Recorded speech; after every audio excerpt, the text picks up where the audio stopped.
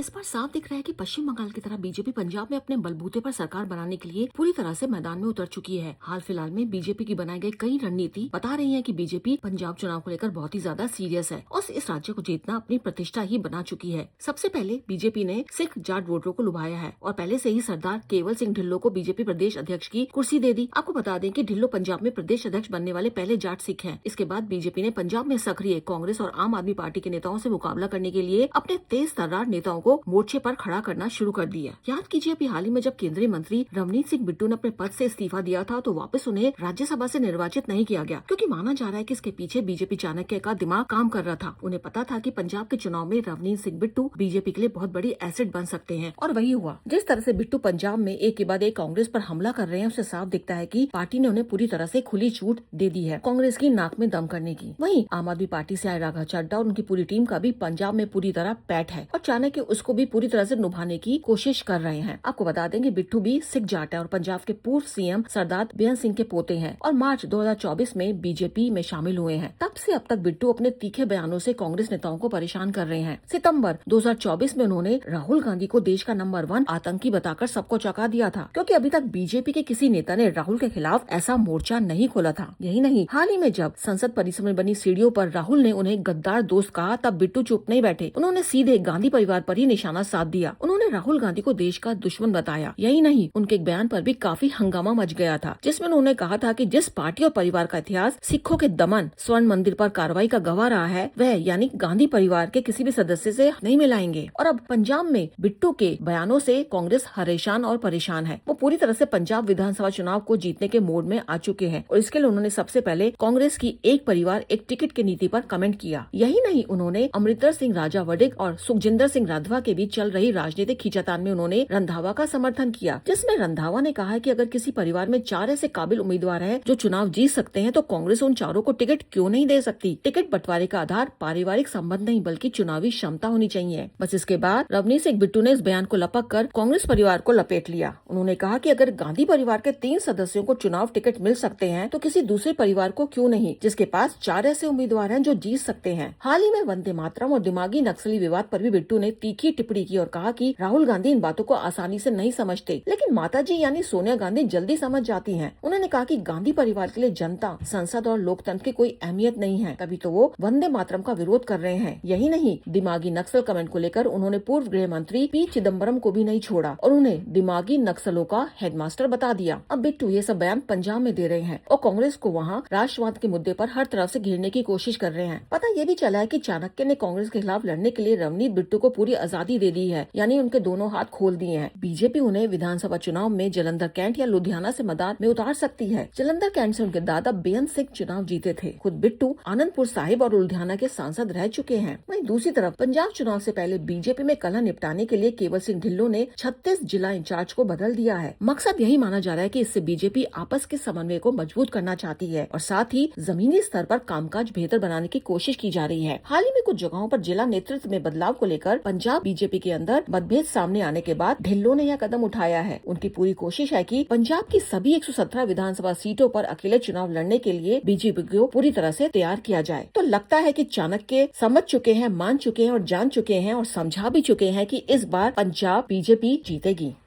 अनुजैन Rohatgi, I of truth.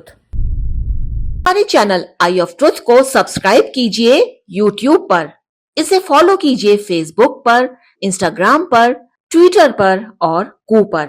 हमारे channel के बारे में फीडबैक देने के लिए हमें मेल कीजिए ioftruth.6@gmail.com पर।